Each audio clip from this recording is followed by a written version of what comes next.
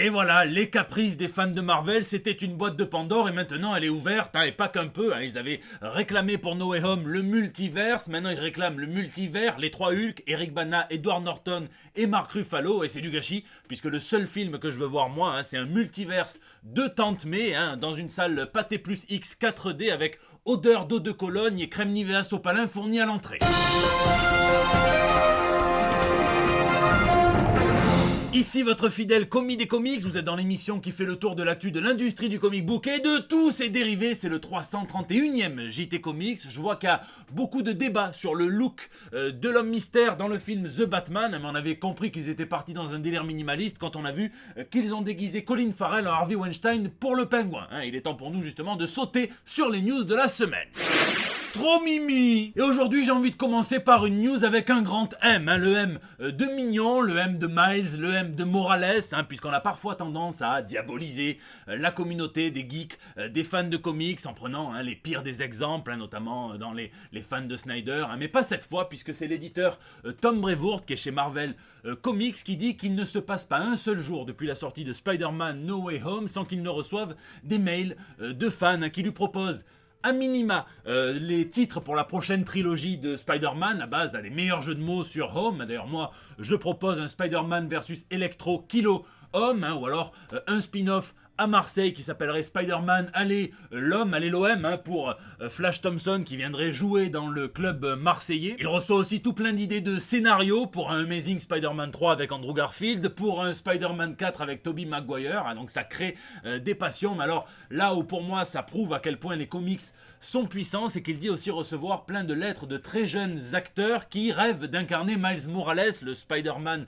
de l'univers Ultimate, à l'écran. On sait qu'il va débarquer dans le MCU un jour ou l'autre, et même une toute petite référence à un Spider-Man noir dans le film No Way Home. Alors c'est pas du tout la bonne personne à qui envoyer du courrier, puisque c'est à Marvel Studios qu'il faudrait l'envoyer, mais mieux vaut qu'il se trompe dans ce sens plutôt qu'il l'envoie à Jean-Marc Morandini, qui lui répondrait positivement à toutes les demandes en demandant des vidéos avec leur petit lance-toile en main.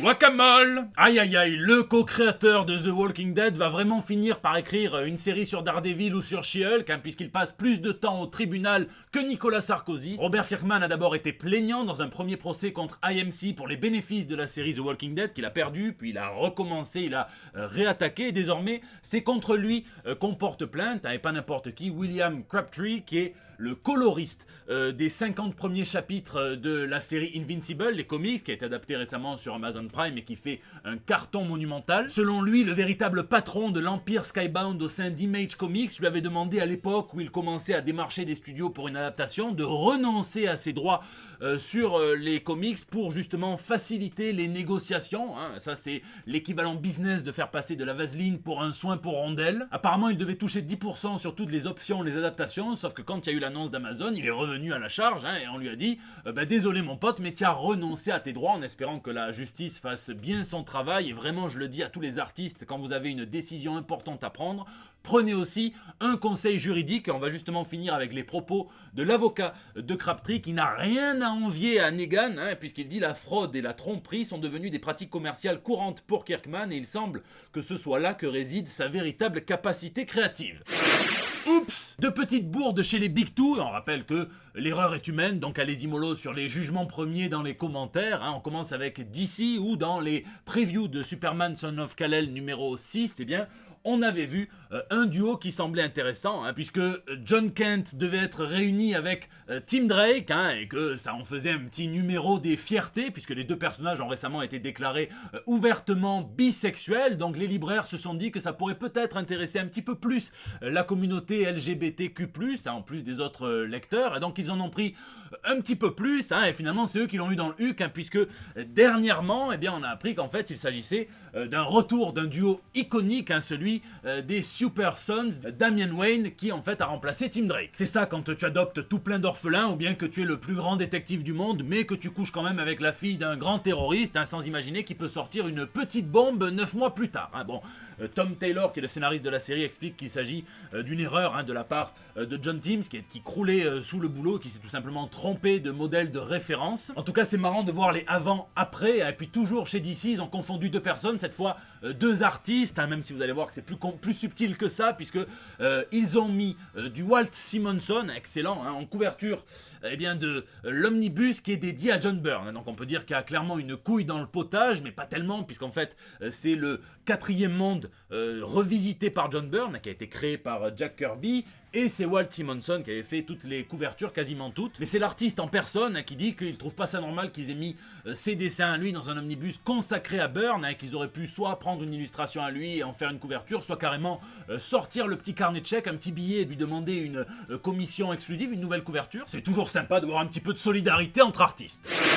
Popcorn. On va se faire un petit apéro rock indépendant, une entrée Marvel nostalgique et carrément un gros plat de résistance consacré à l'univers étendu de chez DC. On commence avec Scott Pilgrim, les comics de Brian Lee O'Malley qui avaient déjà été adaptés en film par Edgar Wright et qui vont être encore adaptés en série d'animation pour Netflix cette fois-ci, avec O'Malley qui va être à l'écriture, à la production, Wright qui sera là aussi, le producteur, donc ça sera par le studio de Eun-Young Choi et ça sera réalisé par Abel Gongora à qui on doit l'épisode Toby de la série Star Wars Vision. Il avait fait la réalisation ainsi que les storyboards. En entrée, croisez absolument tous les doigts que vous pouvez s'il vous plaît, puisqu'on récupère 2 scénaristes de la période Marvel Netflix, le Punisher et Daredevil, et ils vont travailler sur la future série du MCU Echo qui découle directement de la série Hawkeye, et pas n'importe lesquels, puisqu'on aura Ken Christensen qui s'était occupé notamment de l'épisode du Punisher où on voyait un petit peu le passé, les motivations du pèlerin, qui est un vilain qu'il aurait été beaucoup plus intéressant d'exploiter plutôt que de voir une thérapie très longue entre Billy Russo et sa psychiatre. Putain! Et puis Dara Resnick, à qui on doit l'épisode où Karen Page va directement confronter le Caïd en face à face. On espère qu'ils auront les coups des franches et qu'on retrouvera un petit peu cette ambiance qui nous plaisait. Et bon, on a un petit peu peur depuis Hawkeye, mais voilà, croisons tous les doigts. En plat résistance, un gros buffet nommé DCE You, puisque on a appris, la meilleure nouvelle c'est que The Caped Crusader, la série animée qui se veut l'héritière directe, encore plus royaliste que le roi de Batman, la série animée de 1992, sera scénarisée par Ed Brubaker, un génie, à qui on doit notamment tout l'univers Criminals, à qui on doit chez DC le Gotham Central, un excellent run sur Catwoman, beaucoup de récits ponctuels un petit peu plus sur la chauve-souris directement. Là il y a de quoi faire oublier à tous ceux qui ont des spasmes colorectaux quand ils entendent son nom que c'est produit par J.J. Abrams. Côté Batman, la promo un petit peu précoce du film The Flash se fait sur fond de chure sur le Justice League, notamment par Ben Affleck qui dit ne pas avoir trop aimé cette expérience, notamment à cause de sa situation personnelle. Il avait des problèmes d'alcool, la tragédie qui a touché la famille Snyder, et puis après les reshoots avec Whedon qui ont été plus compliqués que ce que l'on croit. Il dit qu'il a préféré son expérience dans le film The Flash, qui va avoir une belle alchimie entre les deux personnages. Il explique, s'il était encore besoin de le rappeler, pourquoi il ne reviendra plus ni en Batman, ni devant, ni derrière la caméra. Il a abandonné le projet de réalisation du The Batman qui était initialement prévu parce qu'il n'avait plus, c'était plus sa priorité, il n'avait pas l'envie, il préférait laisser ça à quelqu'un de vraiment passionné par cet univers, et c'est assez honnête et sympa de sa part. Et puis côté vieux Batman, on sait que Michael Keaton apparaîtra dans le film Batgirl. Alors on a vu un élément de décor avec un tag sur un mur où on peut voir Michael Keaton en Batman avec un Robin. Ça c'est complètement inédit dans l'univers des Keaton de l'époque, mais ça avait été ajouté dans la série de comics Batman numéro 89 qui est assez récent. Enfin on repousse les frontières du temps avec celle qui a finalement maintenant le plus de longévité dans cet univers d'ici, Wonder Woman, dont le 3e opus serait en cours de finalisation, l'écriture du scénario, et Gal Gadot a dit que ça devrait être tourné en 2023, donc une livraison de l'Amazon sur les écrans probablement soit en fin d'année 2023, soit carrément 2024.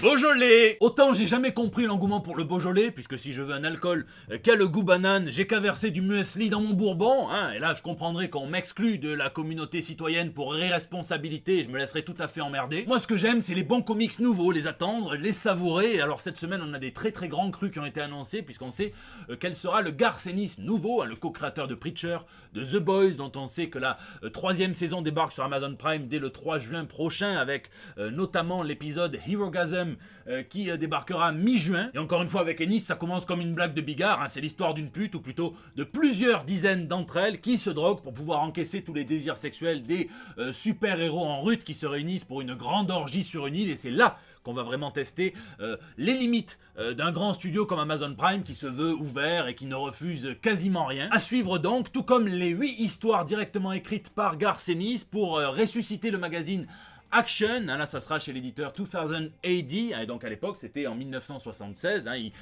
des séries d'action assez adultes qui donnaient le ton et qui ont permis peut-être l'ouverture hein, de comics comme 2000 AD ou carrément hein, du label de Vertigo. Il y aura des personnages directement tirés du magazine de l'époque comme Dredger avec des artistes comme Kevin O'Neill, P.J. Holden ou encore Chris Burnham. Je suis chaud bouillant aussi pour le grand cru, hein, Jim Starlin, papa de Thanos, qui revient chez ses potes d'Aftershock pour une toute nouvelle série de comics, enfin un one-shot hein, qui s'intitulera Midnight Rose, qui sera dessiné par Nicole Jelenic. C'est l'histoire d'une créature étrange, singulière, une histoire qui va mélanger solitude, amour et vengeance. Alors dans la vraie vie c'est un cocktail de merde, mais dans les comics c'est assez excitant. La semaine dernière j'annonçais que je voulais me replonger dans l'univers Shaolin Cowboy de Geoff Darrow, et paf, qu'est-ce que l'artiste a annoncé? Qu'il préparait justement une nouvelle histoire de ce moine qui erre dans un univers post-apocalyptique et qui casse des aines, en plus de l'être lui-même, forcément. La mauvaise nouvelle, c'est qu'il a annoncé ça et qu'il se lançait aussi dans les NFT, donc la vente de fichiers JPEG en gros, hein, et qu'en plus il fait ça sur un site qui est connu pour voler des illustrations à plein d'autres artistes, ce qui crée des grosses emmerdes. Et là j'en connais beaucoup qui vont créer une partition dans leur cerveau à la Légion, hein, en venant balancer leur amour pour ce concept artiste de Matrix et puis leur dégoût profond pour ce processus dystopique. Comics! Dans le reste de l'actu purement comics, des très bonnes nouvelles en provenance de l'univers X des mutants, hein, puisque vous le savez, Jonathan Hickman s'en va. Je vais pas rentrer dans les détails pour pas vous spoiler, mais c'est un départ, évidemment, il laisse plein de notes, plein de directions, c'est un architecte, hein, et ceux qui sont chargés de le mettre en place, ça sent très bon, c'est ceux qui sont déjà là, hein, puisque Cy Spurrier continue avec Jan Bazaldua d'écrire Legend of X, donc je vous dis pas ce que c'est, alors Al Ewing, qui a une très belle écriture des mutants, fera la paire avec Stefano Caselli pour écrire X-Men Red. Chez les indés, ça sent aussi très bon, puisque l'artiste Jeff Lemire, à qui on doit Sweet Tooth, Black Hammer, a signé un contrat d'exclusivité avec Image Comics, chez qui donc il va probablement faire imprimer tous ses comics Substack. Chez Image, il avait fait Gideon Falls, il avait fait Descenders, il avait fait Ascenders, et il a apparemment plein de projets pour 2022-2023, c'est un vrai coffre-fort. Et enfin, d'excellentes nouvelles aussi d'une maison d'édition mi-huître, mi-bof, puisqu'elle nous lâche des très jolies perles, hein. Volt Comics annonce ses prochains titres à travers les créateurs de ceux-ci, hein, Denis Hopeless, Victor Ibanez, Zach Kaplan, John Pearson, Michael Morecci, Nathan Gooden, Tim Seeley, Aaron Campbell, Jim Terry, hein, bref, pour leurs 5 ans d'existence, on n'a jamais vu un anniversaire où c'est nous qui recevions autant de cadeaux.